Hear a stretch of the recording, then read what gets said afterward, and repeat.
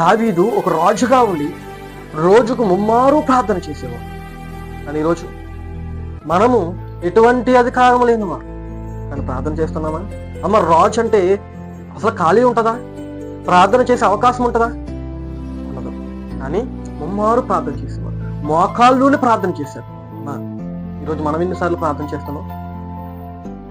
గంటల తరబడి ప్రార్థన అక్కర్లేదు,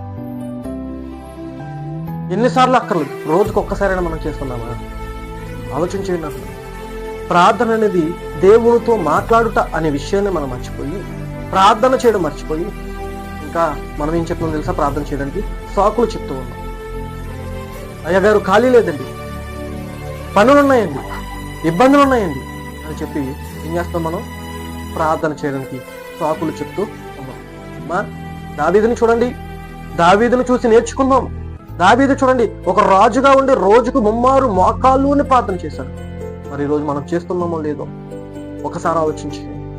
ప్రార్థన అనేది మన బ్రతుకును మారుస్తుంది, ప్రార్థన అనేది మన స్థితిని మారుస్తుంది, ప్రార్థన అనేది మన గతిని మారుస్తుంది. అటువంటి ప్రార్థన మనం మానేసామా? ప్రార్థన చేయడానికి కూడా సమయం లేదు అని సాకులు చెప్తున్నామా? సమయం ఇచ్చిన దేవుడికి సమయాన్ని తీసివేయడం పెద్ద పనేమీ కాదు. కాబట్టి ఇక నుంచి గుర్తిరిగి సమయం ఇచ్చిన దేవునికి ఒక 5 నిమిషాలు కానీ ఒక 10 నిమిషాలు కానీ సమయం ఇచ్చేవారుగా ఉంటాం. దేవుడు మనల్ని ఏమడుగుతున్నాడండి? మన హృదయములను, మన యొక్క సమయాన్ని మాత్రమే కదా అడుగుతున్నాడు.